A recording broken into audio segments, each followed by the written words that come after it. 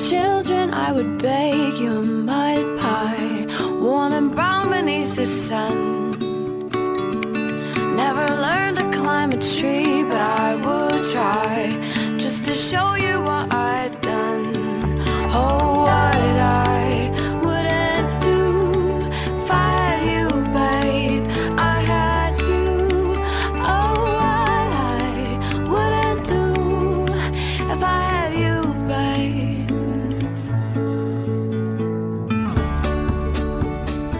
No sé por qué han salido los dos huyendo. Hombre, pero lo entiendo porque es de Tortosa y estás allí, ¿no? Pero Estupiñán, buenos días. En la emisora de las Terres del Ebre, disfrutando del delta del Ebro. Es maravilloso. Pero justo es tu lugar, ¿no? Sí, visitando a la familia, pero también escapando un poquito de esta ola de calor que me dicen que hay en el resto de España. Aquí la verdad la brisa es maravillosa. Pero ¿no era el Valle del Ebro lo peor? Quizás en el valle, pero en lo que es el final del río, donde se forma este majestuoso delta lleno, que además ahora está precioso, porque están los campos de arroz, están ya con ese verde que parece todo un Ay, qué hambre, campo. por favor. Sí, no. ¿Tú, Javier, estás en Málaga? En Málaga, sí señor, aquí sí que se está muy bien, hace 10 o 12 grados menos que en Madrid. Y solo por eso merecía la pena venir este fin de semana. Aunque también es tiempo de darse un buen atracón de omega 3. O sea que los peces han salido corriendo cuando han visto que has llegado, ¿no? Sí, pero... Algunos, por lo menos. Los que más tienen omega 3, que si no recuerdo mal, son los salmones. Bueno, pues los salmones en Málaga, ya lo dudo. Y la tradicional sardina. También pescado azul. Es verdad. Bueno, pues todo el mundo lo sabe ya, pero Estupiñán es químico, es bioquímico y conductor en la 2 del Cazador de Cerebros. Javier San Pedro es doctor en genética y en biología molecular y es colaborador del País.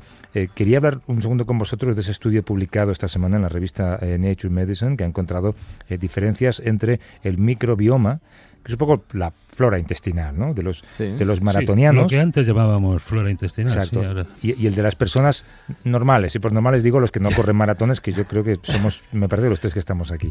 Los investigadores han analizado las heces de 15 corredores de la maratón de Boston y han descubierto altos niveles de una bacteria que ayuda a degradar mejor los lácteos, a reducir la fatiga y a aumentar la energía.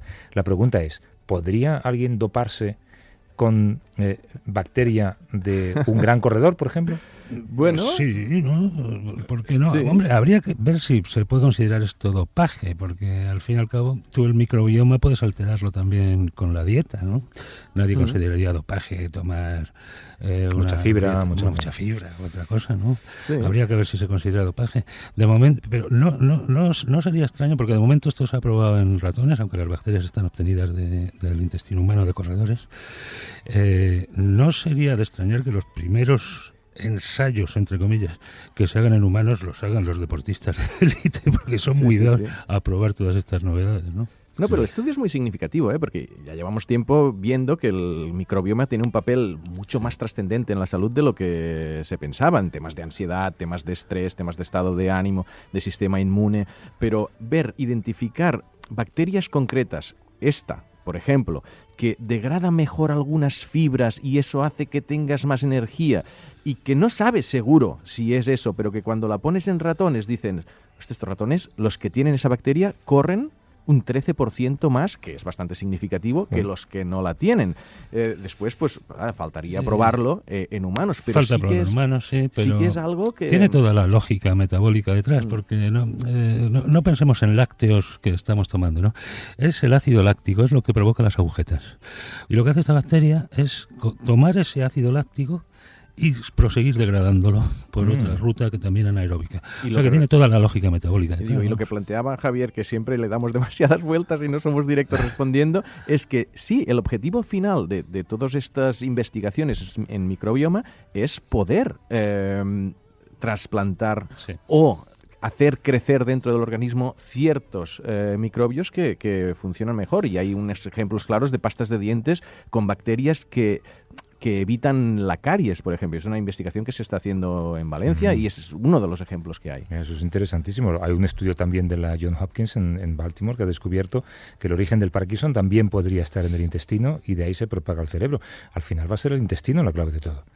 Sí, bueno, es que esto en la cultura popular lo he estado diciendo mucho tiempo y los científicos quizás no se lo tomaban muy en serio. No sé, tú, Javier, si te ha pasado que en esto de las enfermedades mentales que pueden tener cierto origen en los intestinos, llevamos tiempo escuchando cosas, pero un cierto escepticismo, y ahora de repente descubren que no en el microbioma, pero sí que en los nervios que vienen del intestino, podría ser que se empezara a doblar mal una proteína que se de alguna forma contagiara alrededor de todo el sistema nervioso hasta llegar por el nervio vago al cerebro, y podría ser, y hay bastantes indicios que sí que tiene un papel, bueno, no sé, es prematuro quizás, pero sí que hay indicios de que en los problemas neuronales que causan el Parkinson pueden tener su origen en unas fibras nerviosas que no están en el cerebro. No, es muy esperanzador, porque hay que recordar que el Parkinson no tiene cura ni tratamiento que pueda detener o retrasar. Cierto, lo que ocurre es que si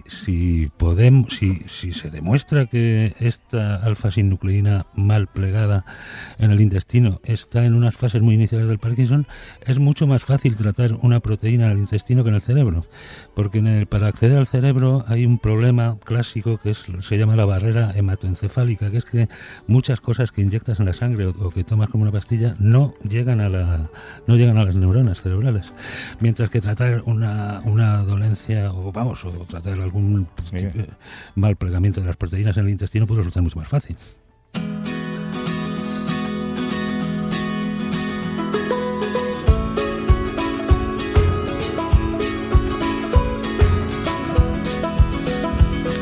Hablado en otras ocasiones del importante papel que tienen los océanos en nuestro planeta.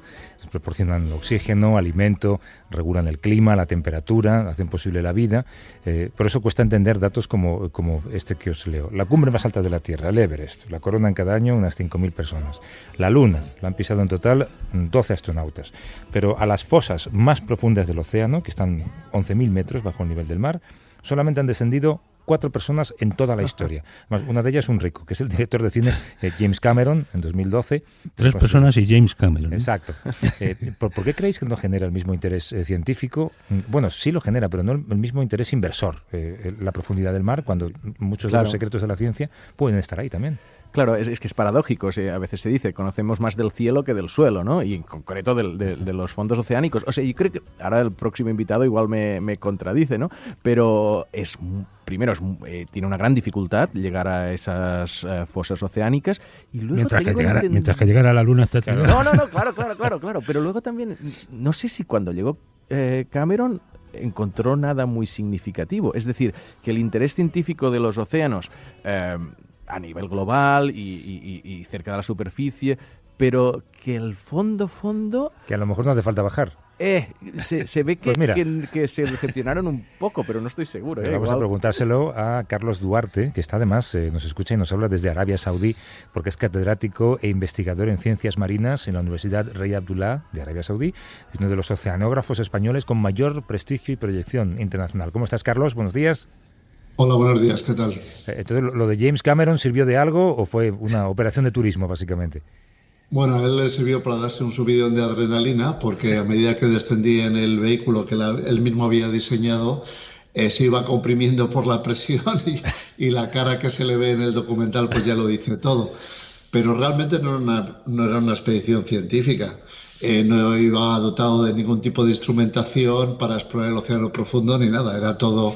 El objetivo era el subidón de adrenalina, que creo que se consiguió. Había diseñado mal el batiscafo y por eso le subía la adrenalina, ¿no? Sí, realmente, en realidad, la diferencia entre la exploración de Marte y el océano no tiene nada que ver realmente con lo que encontramos de interés.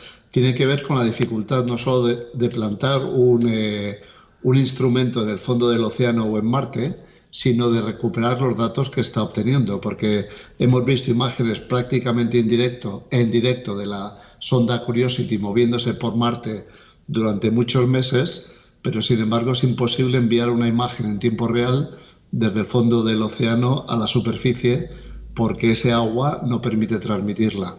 Claro, son una barrera de 11.000 metros. Te voy a hacer una pregunta un poco de película de ciencia ficción, Carlos, una pregunta para ingenuos. Y es, ¿qué hay ahí abajo? Bueno, abajo hay un mundo microbiano realmente espectacular. Ahora calculamos que hay más de 40.000 o 50.000 especies de microorganismos específicos del océano, y tenemos catalogados pues varios centenares de millones de genes, de los cuales un 1%, es decir, varios millones de genes, tienen potencial industrial. Por ejemplo, nosotros acabamos de descubrir recientemente unos genes que codifican una proteína que es capaz de degradar el plástico y que pensamos que ha evolucionado recientemente en el océano porque el plástico está llegando al fondo del océano desde hace solamente unas pocas décadas. También tenemos los mayores stocks de tierras raras y otros minerales importantes que hay en la Tierra. Ajá. Están en el fondo del océano y ahora hay un interés importante en desarrollar la industria de la minería del océano profundo. Carlos, y ya que mencionas el tema del plástico, porque tú dirigiste la expedición Malaspina, y tengo entendido que es un grave problema lo del plástico, y también el microplástico, pero que esas islas de plástico, o que encontrasteis menos de lo que se había previsto, o sea, ¿cómo quedó eso? Bueno, realmente en el océano hay un problema también de fake news, o sea, no es un problema de desconocimiento, sino también un problema de realidades inventadas, como por ejemplo que existe una isla de plástico que flota en el Pacífico Norte. Eso no es cierto. Lo que se está llamando una isla de plástico es una agregación, sí, preocupante de plástico, pero que supone una masa de 1 kilogramo de plástico en 1 kilómetro cuadrado, que difícilmente se puede llamar una isla. Y eso lo vemos recurrentemente en la prensa, como otros fake news, como que, por ejemplo, las medusas están proliferando por todo el océano y tenemos que tener miedo. Esas cosas no están pasando. Oye, otra pregunta no sé, de persona totalmente estúpida como soy yo. Si tú piensas que hay cables de fibra que atraviesan el océano Atlántico desde Estados Unidos hacia Europa, y ahora se va a lanzar otro cable, o se va a poner otro cable que va por el mar, creo que es desde Lisboa hasta casi el sur de África, ¿no se puede poner una especie de base en el fondo del mar conectada directamente por fibra? Bueno, no, eso es una muy buena pregunta, porque realmente se están desarrollando observatorios submarinos cableados con fibra, y el más importante está en la costa oeste de Canadá. En España hay la ambición de crear un observatorio parecido, más modesto, en la costa de Canarias. Ya se habían dado algunos pasos en esa dirección. No sé, con el problema del colapso del sistema científico, al menos de la financiación y el apoyo público a este sistema en España, a dónde habrá llegado eso, pero hay 2 o 3 sistemas en el mundo e incluso se está pensando utilizar las líneas de los cables de fibra que están ya tendidos por el lecho marino para obtener y adquirir datos sobre el océano, del que sabemos realmente muy poco. Y recuerdo que en el Oceanográfico de Valencia nos contaban cómo las tortugas, a las que dejan en libertad, les colocan una especie de GPS que luego retransmite un poco su trayectoria por el agua. ¿No se podría equipar a los animales marinos con una especie de sensores que os permitieran conocer algunos lugares? Bueno, pues eso estamos haciendo ahora exactamente en mi equipo, que es un programa interdisciplinar en el que trabajamos investigadores que trabajan en desarrollo de nanotecnología y wearables, que hasta ahora trabajaban en el Internet de las cosas en tierra, y estamos desarrollando pues wearables o sensores que son cómodos de llevar y se pueden poner directamente sobre la piel de animales marinos, que nos informan no solamente de su estado, sino que también nos ayudan a entender el océano desde su punto de vista, es decir, por donde ellos se mueven y por los lugares que estos animales consideran, con una historia de millones de años de evolución en el océano, que es realmente las partes interesantes del océano. Hay estudios que también permiten fijarse, y tú has mencionado alguna vez en algún trabajo esa palabra, la palabra bioinspiración. Por ejemplo, hay naves espaciales con sistemas de propulsión inspirados en el movimiento de las medusas. ¿Qué podemos aprender de animales marinos que pueda ser de utilidad? Bueno, pues yo en eso también estoy trabajando ahora, porque la universidad donde trabajo nos permite, digamos, una amplia libertad de exploración intelectual sin fronteras entre campos. Y ya estoy trabajando con compañeros de fotónica para utilizar unos cristales que hemos descubierto dentro de unos organismos, de unos bivalvos que viven en el arrecife de coral del Mar Rojo, pues utilizar esos cristales como material fotónico para resolver problemas en iluminación basada en láser, y también en el futuro de la comunicación de datos, que no es el wifi, que está ya saturado, sino el LiFi, que es la transmisión de datos a través de la luz. Pero ibas a decir. Sí, no, iba a preguntar por un tema que me resulta muy curioso, que es la contaminación acústica de los océanos, que nos llegaron varios comentarios de que hay mucho ruido bajo el mar y que se expande de manera diferente. Y no, quería preguntar si esto era así y qué es lo que lo causaba, si es todas estas señales de fibra, si hay más submarinos de los que imaginamos o cuál. Bueno, pues realmente yo estoy trabajando en eso justo este fin de semana. Me encontré escribiendo un artículo con un grupo internacional sobre el soundscape, es decir, que es el paisaje acústico del océano, y podríamos resumirlo diciendo que en los últimos 30 años se ha duplicado el nivel de ruido en el océano, que proviene sobre todo del tráfico de buques, actividades militares, sonares militares, y el componente de sonido que hemos introducido en el océano que mayor perjuicio genera para impactos para la fauna marina son las prospecciones sísmicas que se utilizan con cañones de compresión de aire comprimido que se hacen estallar contra el fondo marino para explorar la posible existencia de depósitos de gas y petróleo.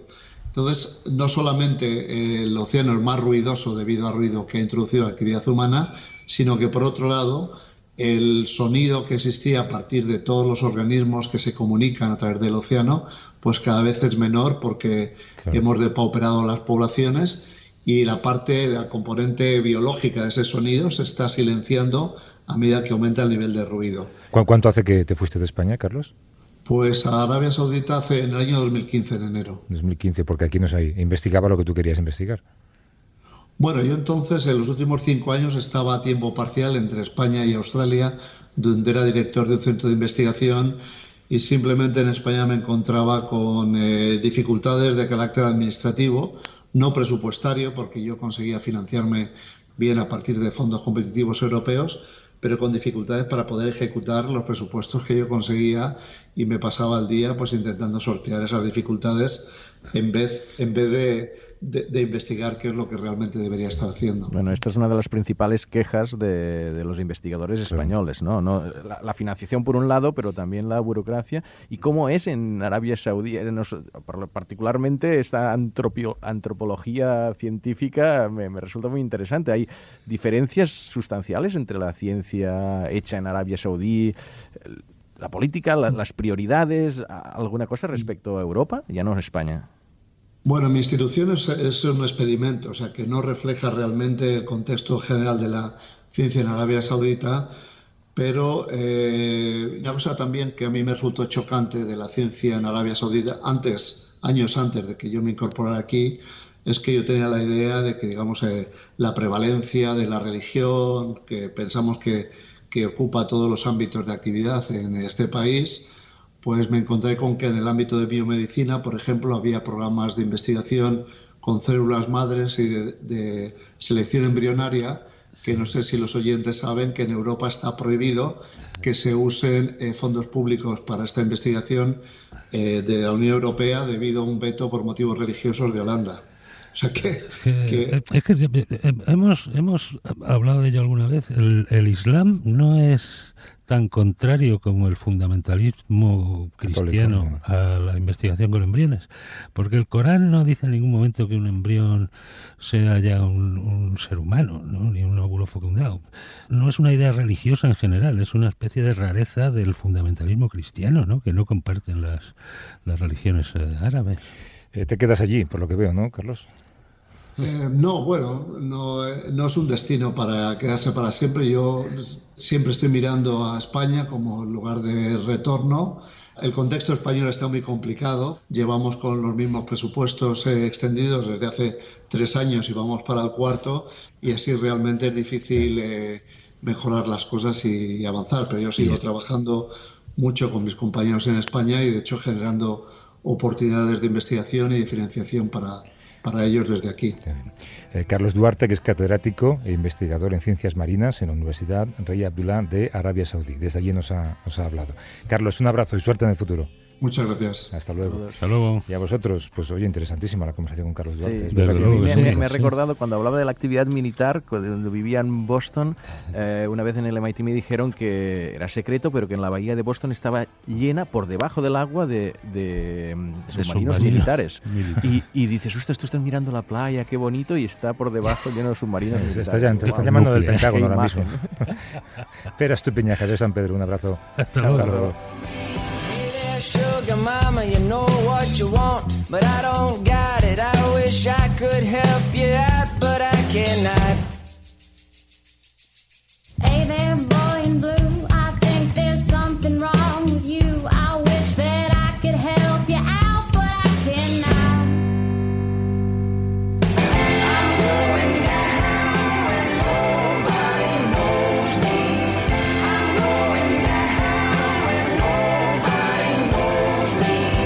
I'm going down, ain't nobody gonna know me.